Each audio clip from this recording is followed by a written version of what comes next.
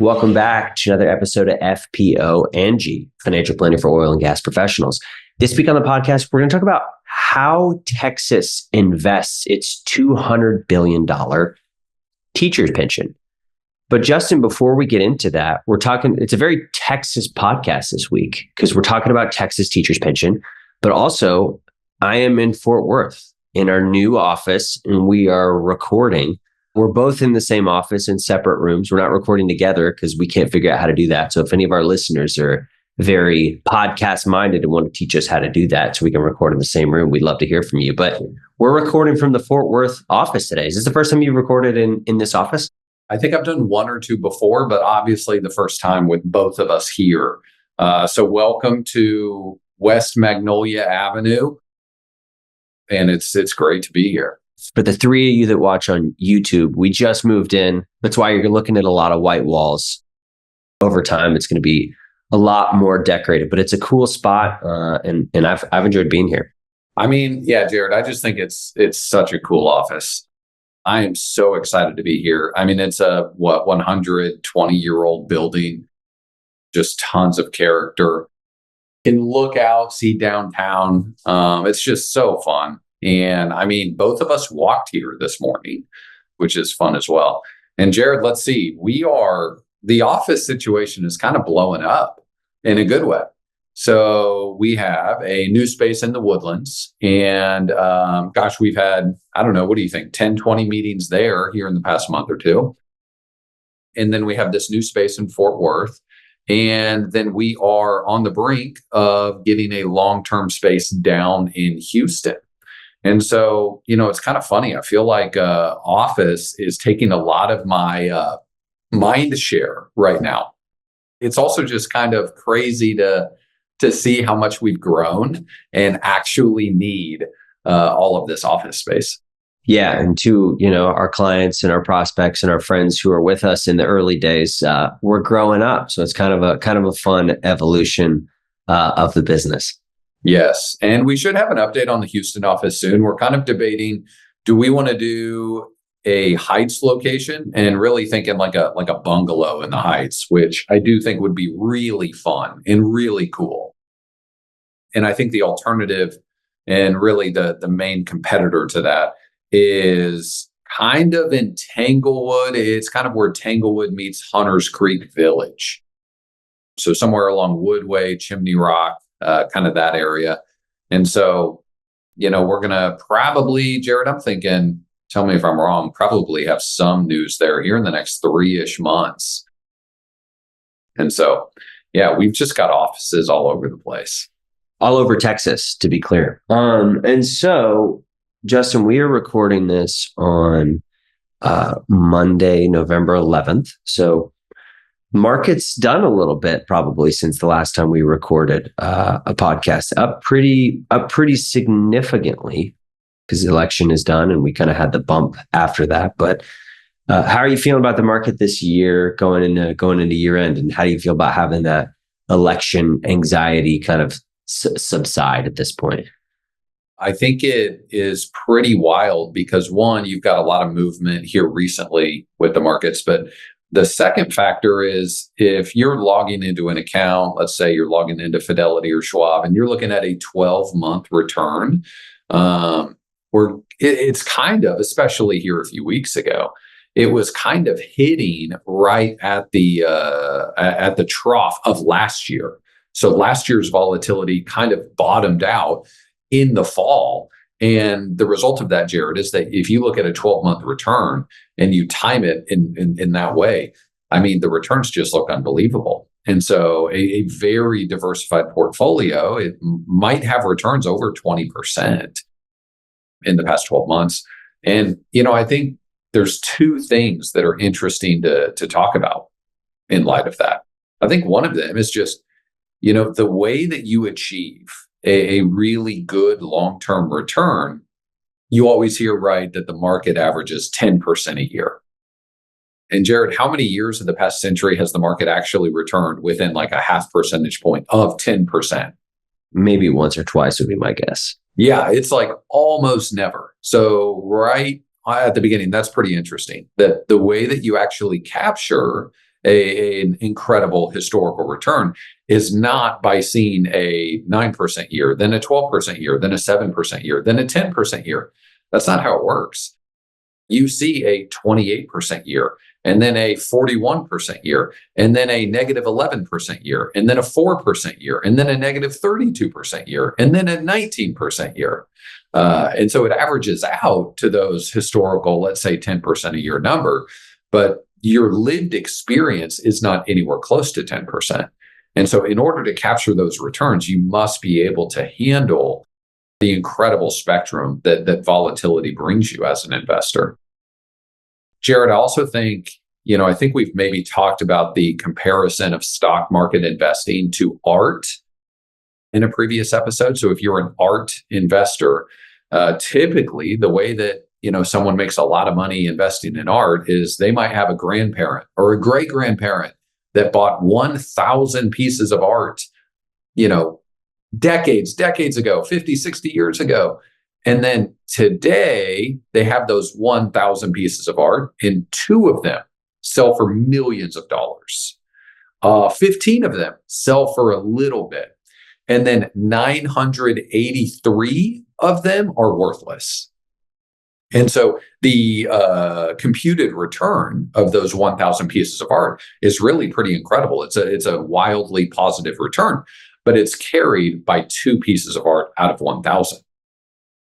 And Jared, the comparison there is that equity investing is far more similar than most people realize.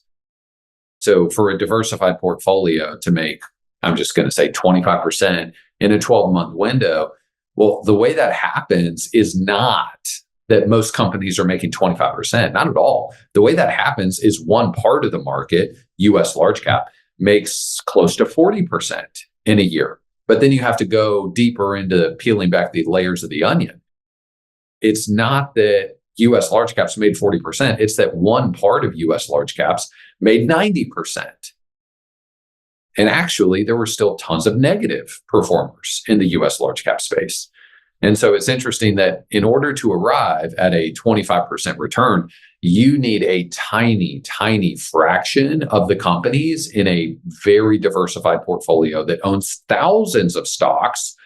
You need a tiny fraction of them to make an incredible return in that 12-month window. So pretty interesting to point out. Let's see, what else with investing? Maybe fees? What else should we cover there, Jared? No, I guess, yeah, this is a good just reminder of know what you pay, right? Because if you have a portfolio that over the trailing 12 months is up 25% and your advisor is charging you assets under management, you likely, let's use round numbers here. If you had a $5 million portfolio, Justin, your advisor was charging you 1% and you were up 25%, what would be the additional fee that you'd be now paying your advisor despite not, having signed nothing to increase that fee? It's easy that someone could be paying $10,000 more in additional fees without ever signing a new advisory agreement. And so if you are paying a percentage of assets for a professional advisor to manage your portfolio, that is absolutely a very likely lived experience for you. So I guess, Jared, right now we're closing in on managing about $300 million in client assets. And that's across 50 to 60 clients. And so, a pretty typical client, it might invest $5 million with us. And so compare that. We have a fixed fee structure. That's incredibly powerful. And this isn't an unusual year. I want to repeat that. This is how the market works. Jared, another point on that. Over long periods of time, the market is up way more than it's down. It's not crazy to look at a long stretch of 10 or 20 years and think, hey, the market's going to be up 75, 80% of the time. And so 3 out of every 4 years, 4 out of every 5 years, as an investor, your account's probably going to go up in value. And so the idea that, hey, in a year like this year, let's say you're investing $5 million and you're up 25%. Oh my goodness, your fee just went up by 5 figures on an annual basis. And you didn't have to sign or agree to anything. The advisor just gets to take that additional fee from you. And so it's a poignant reminder of just how incredible it is to be in a fixed fee schedule. And yeah, I mean, I say it a lot. I think we have the best fee schedule in the world for the specific demographic that we serve. Well, with all of that context, I guess it's not context because it's adjacent conversation, let's say. Let's talk about Texas's TRS pension. And I will say, like a lot of this conversation, there's a podcast where Jace Aubie sits down with Ted Seides of Capital Allocators to talk about this. And we'll link to that podcast in the show notes. But it's just a very interesting conversation. And it led to, us doing a little deep dive on their investment policy statement and kind of learning about them as a firm. And I just think it's fascinating because it's one of the largest pensions in the country. And 1 in 20 Texans participates in this pension. So like it is a material amount of money and a material pool of capital that makes a meaningful difference in in the lives of Texas. That's pretty incredible. I don't think I realized that many Texans were a part of this pension fund. So millions of Texans are active participants in this fund. So you're absolutely right. It affects a lot of people in this state. Yeah. So just at the 10,000 foot level, like let's talk about, hey, what are they invested in? What do we think about it? And then, hey, for oil and gas investors, what can we take? What can we learn? So then what? What can we learn from this? So if you look at the overall investment allocation of the teacher's pension, 54% is in, so they have a diversification framework. So 54% is in global equity, 21% is in stable value, and 21% is in real return. So if you think about those buckets, global equity is a company ownership, right? So it includes both public equity and private equity. And I will say the majority of the global equity bucket is public, but they do have a material allocation to private equity. Stable value, most of that is in government bonds, and some of that is also in hedge funds that should have low correlation to markets, so less market fluctuation. And then real return is primarily real estate, but it's also ENRI, which is energy, natural resources, infrastructure. And so global equity is 54%, stable value is 21%, real returns 21%. Risk parity is 8%, and they have a little bit of leverage applied to that. So if you add up those 4 numbers I just gave you, it'll add up to slightly more than 100% because they apply some leverage to juice up those returns a little bit. Justin, what do you think about the composition of that asset mix that I just gave you? It's always interesting to see how a pension fund allocates their portfolio, or a family office. We did the global family office report, like 6 months ago. We did the podcast on that. So it is just really fascinating to think, how should a household with, $5 million invest compared to how should a family with hundreds of millions of dollars invest compared to how should a pension, with billions and billions of dollars? How should they invest, and why is it different among those? But also, while some of it's different, also super interesting, Jared, how much is similar and how much really is consistent and the same across those 3. Yeah. A couple of additional little nuances that are also interesting is if you think about the fixed income portion, so part of the stable value, it is 16% in government bonds, 5% in hedge funds. So what that means is that the Texas pension owns no credit, right? So if you think about government bonds, there's not really any credit risk tied to those bonds because, backed by the full faith and credit of the government. So interestingly, corporate bonds, for a $200 billion asset manager, there's no allocation to corporate bonds. I thought that was pretty interesting. And one of the things they talked about in the podcast is the energy ENRI, so energy, natural resources, and infrastructure. They are the only pension with a dedicated sleeve to investing in that asset class. And Ted Seides asked point blank, how do we think? How did they think about investing in that asset class with climate change concerns? And they said, hey, we as fiduciaries, we want to go where the best investments are. We think a lot of the alternative energy source investments are crowded and overpriced. And so there's, definitely some investment opportunities in energy and natural resources. And they think they're important and they're going to continue to be important for an extended period of time. So, they built out, and it's a big part of Texas's economy. So there's a dedicated sleeve in the real return portion of the portfolio to allocate to those asset classes. Yeah, I thought that was interesting, Jared. Just the idea that, and I think maybe it was worded something like this, that concern around kind of ESG investing is not part of their fiduciary mandate, which I do think is important to think through. If you're an investor and you hire a professional to invest with you, are they a fiduciary? And what does that mean to be a fiduciary? So I really loved that answer. That, hey, our job is to be a fiduciary, and our job is to do what is in the highest and best interests of the client that we serve as a fiduciary. Jared, I also think it's kind of interesting that is a little bit opposite of us in a sense. So they have a specific allocation, specific sleeve to energy, natural resources. We kind of have the opposite problem, frankly. And so, it is kind of funny. There will be different investors, private investors that will reach out to us and want to talk to us about different investments that they're operating. And long story short, they want us to consider, hey, should we invest our clients' assets into this investment? And so a lot of people will see, wow, we specialize in oil and gas. And so therefore, surely we must be interested in oil and gas investments. And I mean, Jared, for us, no, we're not. Like our problem is the typical family we serve already has an outsized exposure to oil and gas. Therefore, we have to thoughtfully diversify the rest of their assets in light of the fact that they're already overweight there. Yeah. And I mean, that's just their investment allocation. When you include their human capital allocation, it's 100% to that sector. Right. So like the overweight's even more substantial. So a couple of other interesting things about just what TRS is invested in. I thought this was interesting. They talked a lot about this. They have an emerging manager program where they invest in kind of aspiring managers to just kind of get just interesting opportunities in the portfolio.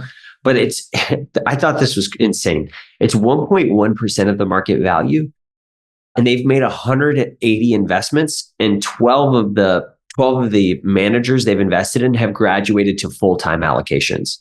So 12 out of 180 is less than 10%. And like, it's funny because he referred to it as like a wild success. I just thought it was wild.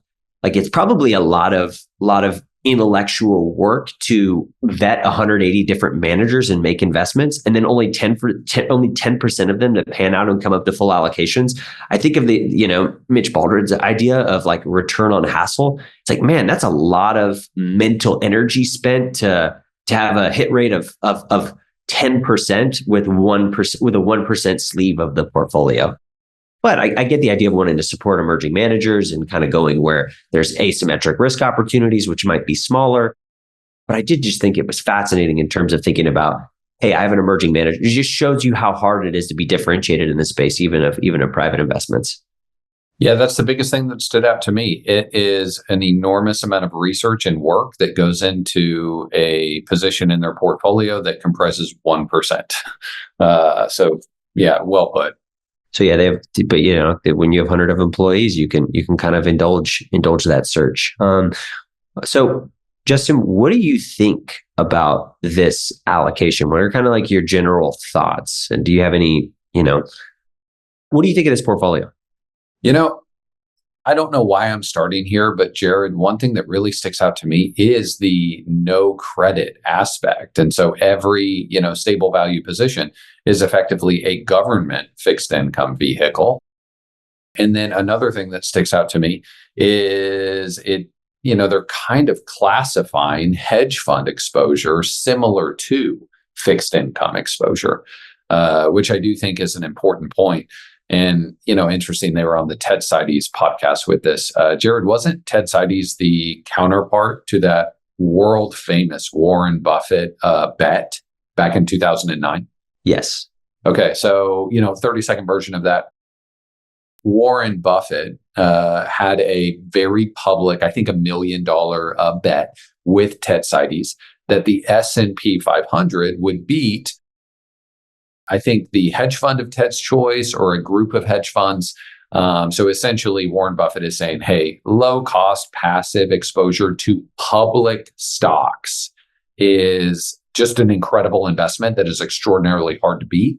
Warren Buffett won that bet. It wasn't even close. But I do think some of the fallout from that very public story and that public bet was this idea, which is a good thought, that, hey, just buy low cost exposure to public stocks.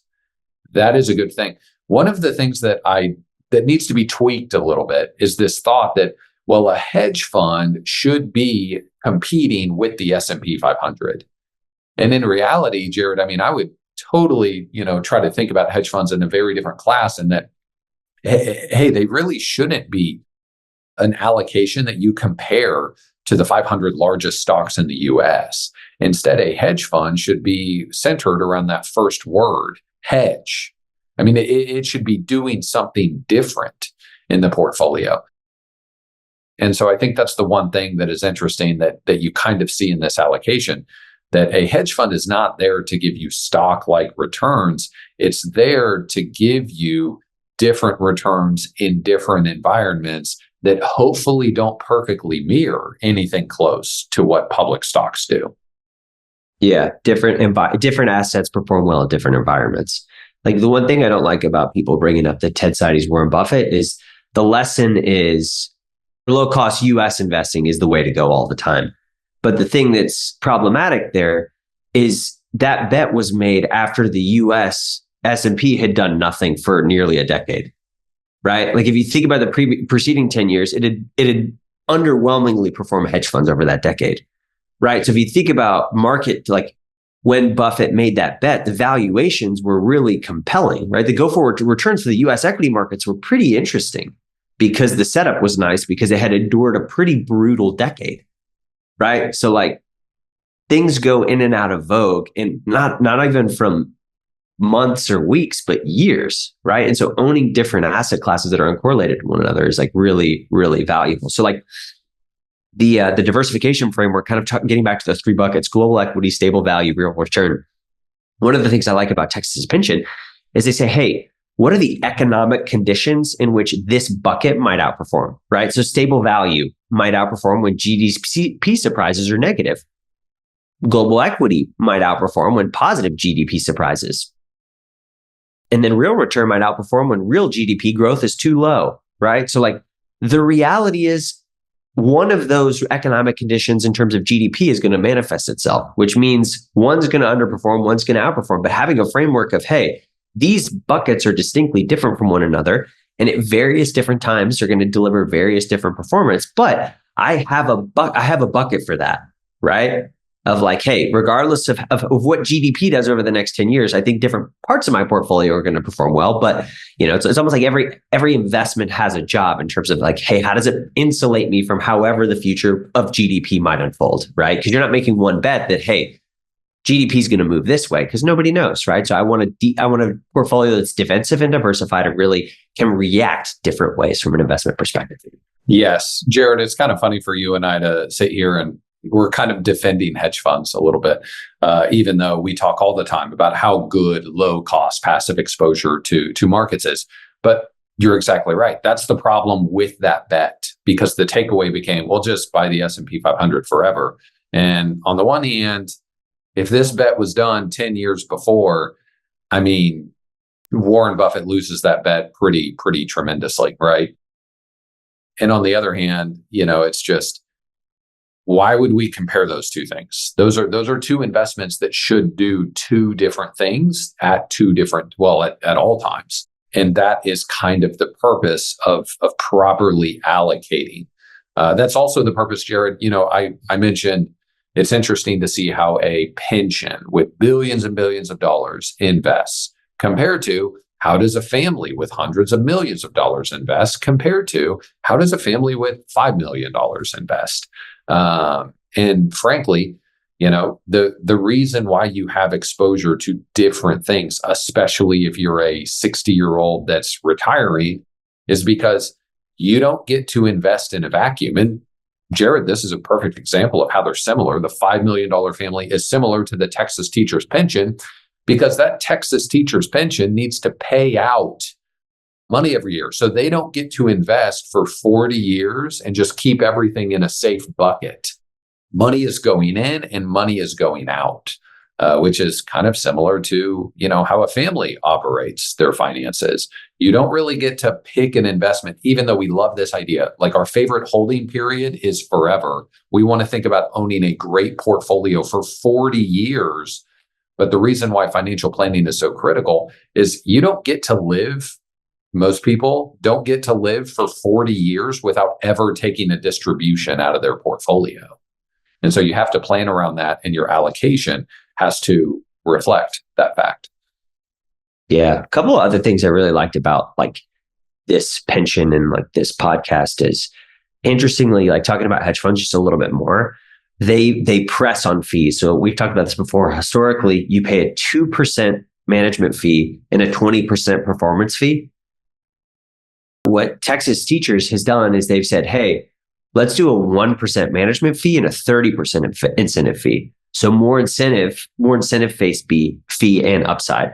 It's kind of interesting, like, hey, it shows you how expensive hedge funds are really to run, right? Because if you think about it, being a hedge fund manager, getting into Texas Teachers, like they have economies of scale, right? They have negotiating power. And Texas Teachers Pension is negotiating, and they still have a 1% management fee and a 30% incentive fee. So I thought that was a cool little innovation, but it was also just a reminder of how expensive these strategies are to run.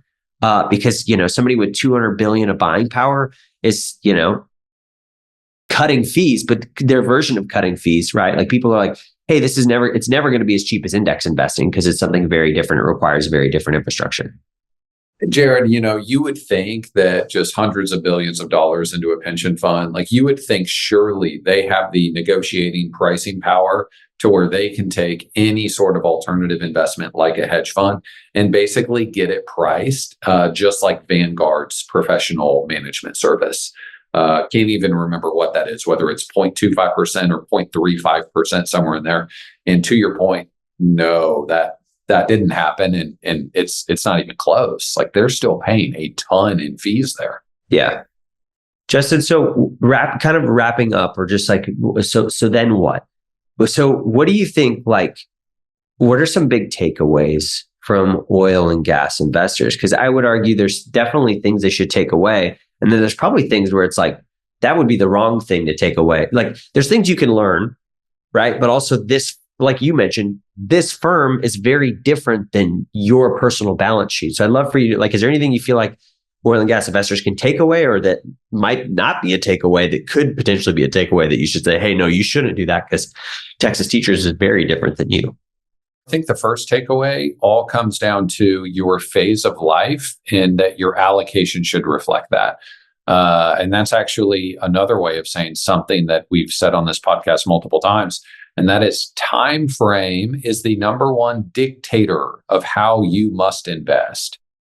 So if you are 42 years old and you are not going to take anything from your portfolio for 20 years, I mean, hey, at the end of the day, you kind of can invest in light of that, hey, I don't need to take anything. Therefore, you don't need all of the different exposures that the Texas Teachers Pension Fund needs.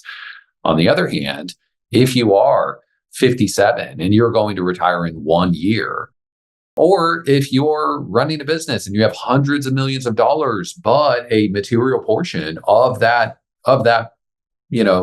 those resources must be paid out into different things, well, then you have to have different exposure in your allocation. And so time frame dictates how you invest.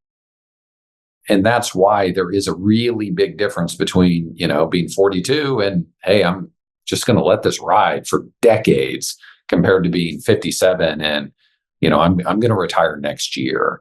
Then you need to have a lot of different exposure that accounts for the fact that, hey, we don't know if the market's going to crash in 18 months, in 6 months. We have no idea. We don't know where interest rates are going to go. No one does. So in light of that, I better have exposure in different areas to account for whatever I have to take from the portfolio in the next 60 months. What do you think, Jared? What can we take away or not take away? I would say you never become too big or too important for like allocating to public markets, right? Like if you look at their global equity portfolio, 40% or so 40% of the 54%, so the majority is in public equity. If you look at the stable value, 16% is hedge funds. So if you take public equity plus government bonds, that's 56%, right?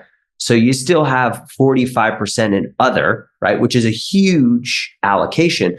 But the biggest building blocks is stuff that's available on public markets, right? I think as net worth moves up, people think like they're going to graduate, I don't know, there's like private investments are having like a renaissance and it seems like so exotic and cool. And it's like, man, this is the place to play in. Like sophisticated investors don't invest in the market, right? Like, no, you never outgrow a material allocation to like public equity and public investments are the building blocks of this portfolio, right? Like those are and that should always be the case regardless of how big you get, right? And it's cool to see that like you never outgrow that.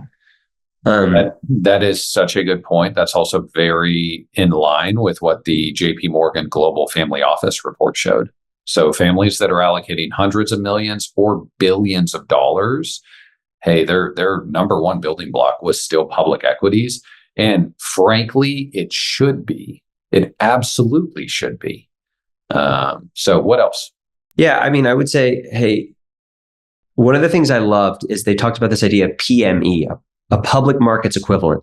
So kind of getting back to, hey, if I'm investing in a hedge fund and I compare, like if my benchmark is the S&P, it's not a good benchmark because it's not invested accordingly, right? So one of the things that Texas Teachers has done is they've built a benchmark related to every strategy they've invested in, whether it's risk parity, whether it's long short equity, whether it's, whatever it is, whether it's hedge funds, right? Having a bogey of, okay, is this thing successful, right? On its own merits, right? So not comparing bonds to equity or equity to bonds or bonds to alternatives, right? Building a benchmark, using public data as best you can to account for leverage, to account for fees, to account for volatility, right? How is this thing doing independent of the other components in my bucket, but compared to what's available in public markets? I think that idea is just so important of like, hey, how do I define success, right? And compare things on their own merits, right? Because it's an unhelpful exercise to say bonds are down this year, stocks are up. It's like, no, that's why you own both, because sometimes they don't move completely identical to one another, right? So it's a good thing. It's a good thing that they move in different ways. But that being said, hey, what's my benchmark for my buckets? Building those bucket benchmarks is helpful to say, hey, how is this bucket doing as a standalone bucket? Is it doing what it should be doing in light of what's available in the investment universe? Yep, very well put.